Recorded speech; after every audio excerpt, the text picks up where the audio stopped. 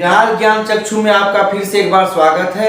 पिछले वीडियो में आपने 10th क्लास के मैथमेटिक्स विषय के प्रश्नावली 1.1 के प्रश्न संख्या 1 से लेकर 3 का हल आसानी से सरल विधि में देखा। अब आप चौथा और 5वें प्रश्न का हल इस वीडियो में देखेंगे।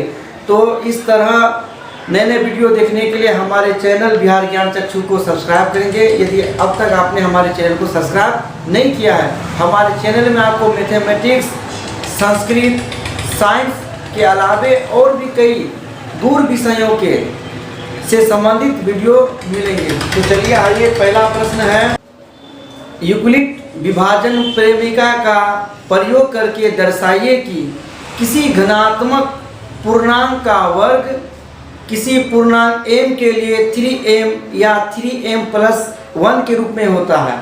अर्थात हमें सिद्ध करनी है कि किसी भी धनात्मक पूर्णांक का जो वर्ग होगा वो 3m या 3m प्लस 1 के रूप में होता है।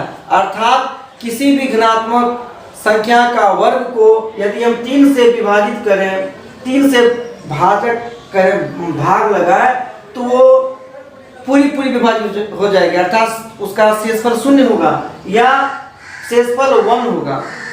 चाहे भागफल कितना ही हो, परंतु शेषफल या तो 1 होगा या तो 0 होगा। 0 होने का मतलब है वो 3 से पूरी विभाजित हो जाएगी।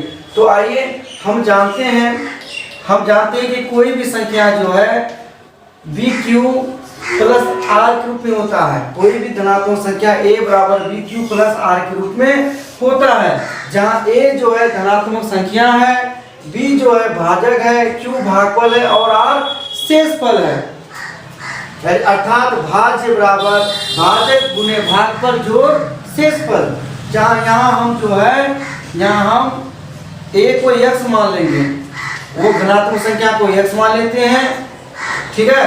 तो अब क्या हो जाएगा, तो x बराबर BQ प्लस R होगा। अब देखिए B का मान जो है हम 3 रखते हैं। जब B का मान हम 3 रखेंगे तो R का जो मान होगा वह 3 से छोटा होगा और 0 से बड़ा होगा। जब भाजक 3 हो जाएगा तो शेषफल जो है 0 या 0 से बड़ा और 3 से छोटा होगा। शेषफल हमेशा भाजक से छोटा होता है और 0 या 0 से बड़ा होता है। तो R क्या हो जाएगा, R का मान 0 से बड़ा या बराबर और 3 से हो जाएगा छोटा। तो R का मान क्या होगा, या तो 0 होगा या तो 1 होगा या तो 2 होगा। अर्थात x का मान हो जाएगा 3Q या 3Q प्लस 1 या 3Q प्लस 2। अगर शेषफल, क्योंकि भाजक हमारा 3 है, तो शेषफल जो है या तो 0 होगा या तो 1 होगा या तो 2 होगा। इसलिए हमारा संख्या हो जाएगा 3Q या 3Q प्लस 1 या 3Q प्लस 2। तो यहाँ x का मान 3Q है, तो x स्क्वायर का मान हो जाएगा 3Q का स्क्वायर। 3Q का स्क्वायर अर्थात 9Q का स्क्वायर। 9Q स्क्वायर को हम लिख सकते हैं 3 × 3Q का स्क्वायर। अर्थात ये 3m हो गया। यहाँ 3Q स्क्वायर क्या हुआ, m, जहाँ m जो है m हो गया कितना, 3Q का स्क्वायर। हम कह सकते हैं कि हमने जब संख्या का, धनात्मक संख्या का वर्ग निकाला तो देखा कि धनात्मक संख्या का वर्ग जो है 3m के रूप में हुआ, जहाँ m क्या हुआ, 3Q का स्क्वायर। या 3 से विभाजित किए तो हमारा शेषफल 0 रहा, अर्थात पूरी विभाजित हो गई। जब हमारा शेषफल 0 रहा तो धनात्मक संख्या x बराबर 3Q हो जाएगी। जब 3Q हमारा संख्या हो गया तो संख्या का जो वर्ग होगा वो 3Q पर होल वर्ग हो जाएगा। तो 3Q का होल वर्ग हो जाएगा 9Q का स्क्वायर। हम 9Q स्क्वायर को मल्टीपल में करेंगे तो 3 × 3Q स्क्वायर लिख सकते हैं। ये 3 से विभाजित करने पर हमारा भागफल चाहे जो हो, लेकिन शेषफल तो हमारा कुछ नहीं बचा, अर्थात हमारा शेषफल हो गया 0। तो हम इसको लिख सकते हैं ये 3m के रूप में, जहाँ m की जगह क्या है 3Q स्क्वायर। तो स्पष्ट हो गया कि संख्या का जो वर्ग है वो 3m के रूप में है। अब जो है यदि हम x को 3q+1 लेते हैं, चूंकि भाजक 3 है तो हमारा शेषफल या तो 0 होगा या तो 1 होगा या तो 2 होगा। तो हम 0 लेके मान लिए शेषफल को, अब 1 लेके देखते हैं तो x² हो जाएगी क्या 3q+1 का होल स्क्वायर। तो 3q+1 का होल स्क्वायर होता है, फॉर्मूला होगा a + b का होल स्क्वायर टूटेगा, दो संख्या के योग का वर्ग है तो क्या हो जाएगा पहला संख्या का वर्ग plus 2ab 2 × a Guna b plus b का स्क्वायर। तो यहाँ देखिए 3 का स्क्वायर हो जाएगा 9 और q का स्क्वायर तो वही होगा q²। 2 × 6 गुना q 6q आपका 1 का स्क्वायर 1 हो जाएगा। अब देखिए 3 को हम दोनों जगह कॉमन ले सकते हैं, 3 कॉमन हो जाएगा या 9 में 3 कॉमन लेंगे तो 3 बचेगा, ये q² उतर जाएगा। उसके बाद 6 में 3 कॉमन लेंगे 2 होगा, ये q उतर जाएगा a + 1। आप देखिए 3 × m + 1, ये 3 रहा, भाग हो गया 3 और हमारा ये भागफल ये है और शेषफल बचा 1, तो हम इसको लिख सकते हैं 3 × m + 1। भाजक हमारा ये रहा, शेषफल बचा 1, जहाँ m किसके जगह में है 1 के जगह यहाँ क्या बचा है 3q² + 2q। हमारा भागफल जो हो हमको दिखाना है कि शेषफल 1 होना चाहिए, तो हमारा शेषफल 1 बचा है। अब देखिए अब हम शेषफल 2 को लेके देखते हैं। जब शेषफल को हम 2 लेके देखते हैं तो यहाँ हम इधर करते हैं, जब शेषफल को हम 2 मान के चलेंगे, अब देखिए अब x हो जाएगा, अगर शेषफल 2 है तो 3q + 2 के रूप में होगा, इसलिए x का वर्ग हो जाएगा क्या 3q + 2 का वर्ग। तो 3q का वर्ग a² ये 3 है प्लस 2ab 2 × ये a × b प्लस b का स्क्वायर, b के जगह 2 है तो 3q का स्क्वायर हो जाएगा 9q का स्क्वायर, ये हो जाएगा 2 × 6 6 दूनी 12 ठो q और 2 का स्क्वायर हो जाएगा 4। अब देखिए अब हम इसमें 3 को कॉमन ले सकते हैं, 3 को कॉमन लेंगे तो यहाँ हो जाएगा 3q का स्क्वायर, यहाँ 3 को कॉमन लेंगे 4q हो जाएगा और ये 4 को हम लिख सकते हैं, 4 जो है यहाँ इसको हम लिख सकते हैं 3 × 3 + 1।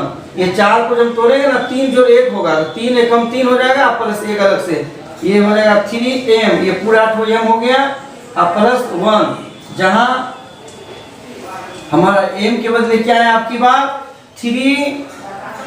3q का स्क्वायर प्लस 4q + 1। इस तरह हमने देखा कि किसी भी धनात्मक संख्या का जो वर्ग है, धनात्मक संख्या का जो वर्ग है वो 3m के रूप में रहा या 3m + 1 रहा, 3m + 1 रहा, ये 3m + 1 के रूप में रहा या 3m के रूप में रहा। अर्थात जब किसी संख्या के वर्ग को हम 3 से विभाजित किए, यानी हमारा भाजक 3 होगा तो शेषफल कुछ नहीं बचता, अर्थात शून्य बचता है, कुछ नहीं बचता है अर्थात शून्य बचता है, या तो 1 बचता है, यहाँ भी 1 बचा वहाँ भी बचा। इस तरह स्पष्ट हो गया कि किसी भी संख्या का वर्ग जो है, किसी भी धनात्मक संख्या का वर्ग वो 3m या 3m + 1 के रूप में रहता है। तो यूक्लिड विभाजन एल्गोरिथम में है कि भाज्य बराबर भाजक गुने भागफल जोड़ से किसी भी संख्या को हम उसे भाजक और भागफल के गुणनफल प्लस शेष के रूप में लिख सकते हैं। चलिए अब अगला प्रश्न है 5वां प्रश्न, उसको देखते हैं। चौथे प्रश्न में आपने देखा कि किसी भी धनात्मक संख्या का जो वर्ग होता है वो 3m या 3m + 1 के रूप में रहता है। आप 5वें प्रश्न में आप देखेंगे, आपको साबित करना है कि कोई भी धनात्मक संख्या का जो घन होगा वो 9m या 9m + 1 या 9m + 8 के रूप में रहता है। अर्थात किसी भी धनात्मक संख्या का जो घन होगा वो 9 से विभाजित करने पर या तो पूरी विभाजित हो जाएगी या शेषफल 1 रहेगा या शेषफल 8 रहेगा। इसे हमें साबित करना है। प्रश्न है कि यूक्लिड विभाजन प्रेमिका का प्रयोग करके दर्शाइए कि किसी भी धनात्मक पूर्णांक का घन 9m या 9m+1 या 9m+8 के रूप में होता है। तो चलिए आइए देखते हैं। हमें सिद्ध करना है, क्या सिद्ध करना है? हमें सिद्ध करना है कि धनात्मक पूर्णांक का घन होता है किसी संख्या को स्वयं से गुणा करके पुनः उससे गुणा कर, अर्थात 3 बार गुणा करने पर पूर्णांक का घन 9m या 9m+1 या 9m+8 के रूप में होता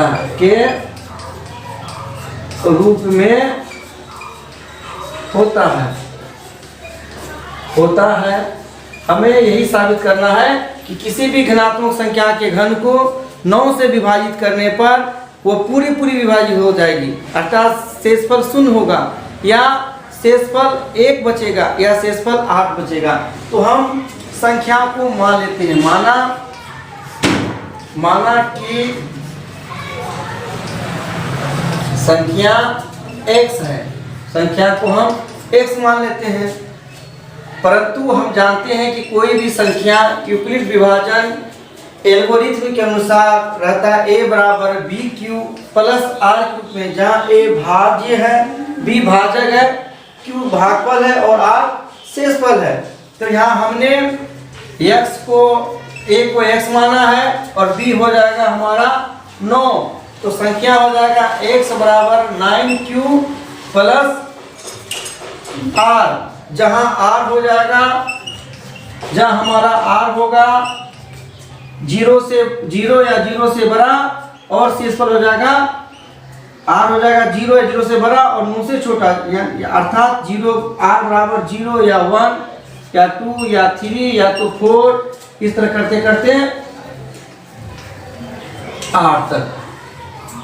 अब देखिए तो संख्या हमारा क्या हो गया, 9q या 9q+1 या 9q+2 या 9q+3 या 9q+4 या 9q+5 होगा या 9q+6 होगा या 9q+7 होगा। इस तरह अगर हमारा भाजक 9 होता है तो शेषफल या तो 0 होगा या तो 1 होगा या तो 2 होगा या तो 3 होगा या तो 4 होगा या तो 5 होगा या तो 6 होगा या तो 7 होगा या तो 8 होगा।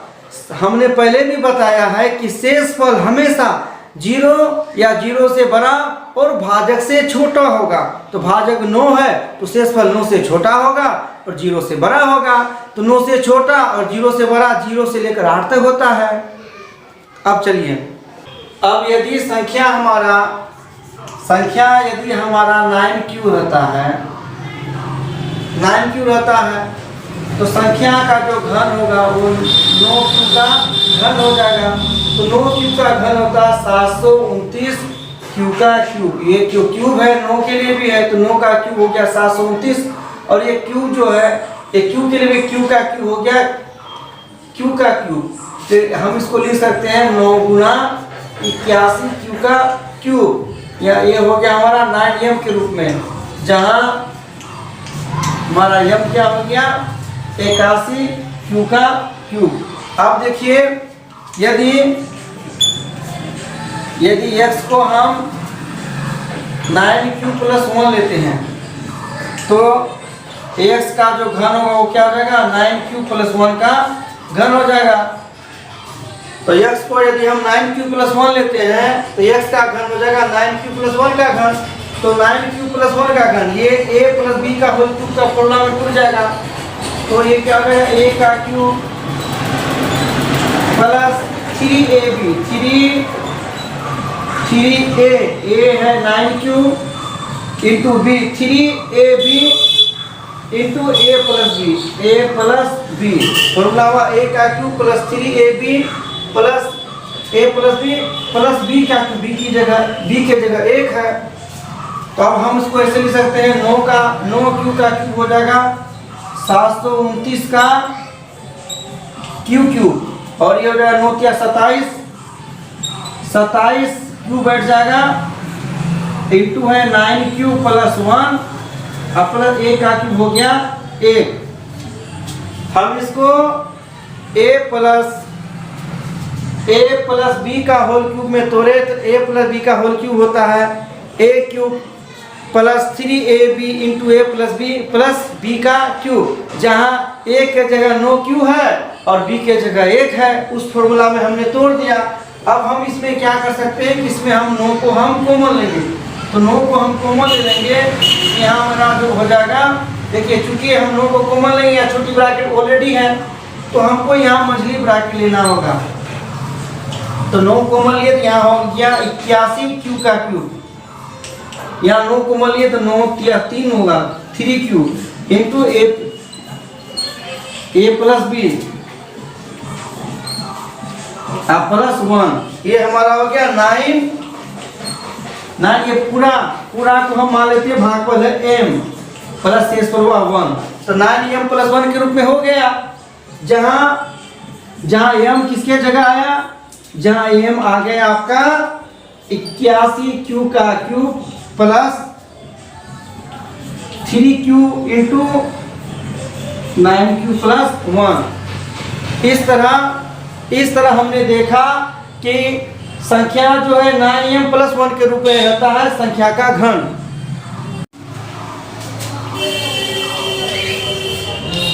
इसी तरह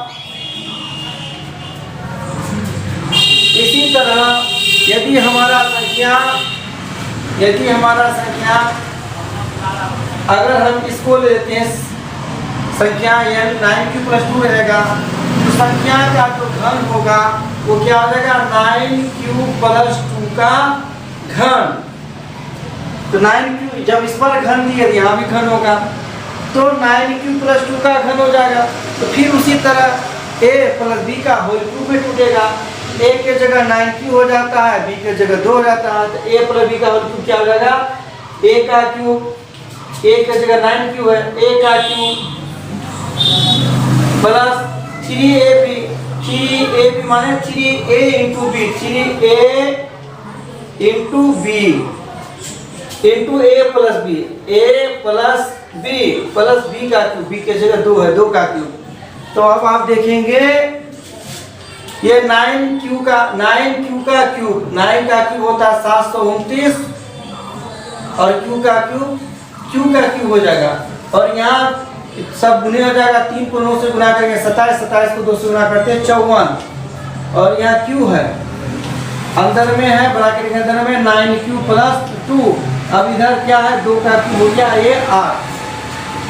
अब हमको तो 9m के रूप में लिखना है, तो हम इसमें 9 को कॉमन ले सकते हैं दोनों में, तो 9 यहाँ कॉमन लेंगे, फिर मछली ब्रैकेट का प्रयोग करते हैं क्योंकि छोटी ब्रैकेट पहले से है, तो 9 क्यूब लेंगे, 9 कॉमन लेंगे, या 81 क्यूब हो जाएगा, और यहाँ 9 को 9 छा के 54 हो जाएगा, 6 का क्यूब इंटू 9q प्लस 2, ये मछली ब्रैकेट 1 प्लस 8 का 8 रह गया। अब हमारा क्या रहेगा 9am, ये पूरे ठो m है, अब प्लस शेष हो गया 8, जहाँ m किसके बदले आया 81 q का cube plus 6q into 9q plus 2 के जगह में आया, तो हमारा साबित हो गया 9m प्लस 8 के रूप में रहा संख्या का घन। तो इसी तरह और भी, चूंकि हमारा जो है भाजक 9 है, तो संख्या जो है 9q प्लस 0 अर्थात 9q plus 1, 9q plus 2, 9q plus 3, 9q plus 4, 9q plus 5, 9q plus 6, 9q plus 7 के रूप में रहेगा, 9q प्लस 8 के रूप में रहेगा। अगर हम उसका घन निकालेंगे, या तो हमारा शेषफल 0 होगा, या तो 1 रहेगा, या तो 8 रहेगा। ये इस तरह हमारा साबित हो जाता है। स्पष्ट हो गया कि किसी भी घनात्मक पूर्णांक का जो घन होगा या तो वो 9m के रूप में रहेगा, या तो 9m+1 के रूप में रहेगा, या तो 9m+8 के रूप में रहेगा।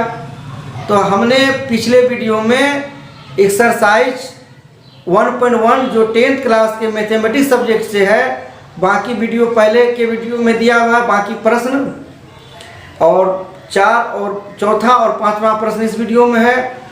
और आप हमारे डिस्क्रिप्शन बॉक्स में जाकर 10th क्लास, इंटर, सीटेट आदि के कई वीडियो को जाके हमारे डिस्क्रिप्शन बॉक्स में लिंक दिया हुआ, वहाँ जाके देख सकते हैं। इस तरह शिक्षा और शिक्षा जगत से जुड़े रहने के लिए हमारे चैनल को सब्सक्राइब करें, यदि आपने अब तक हमारे चैनल को सब्सक्राइब नहीं किया है। शुरू से अंत तक बने रहने के लिए आपका धन्यवाद। जय हिंद, जय बिहार, जय बिहार ज्ञान चक्षु।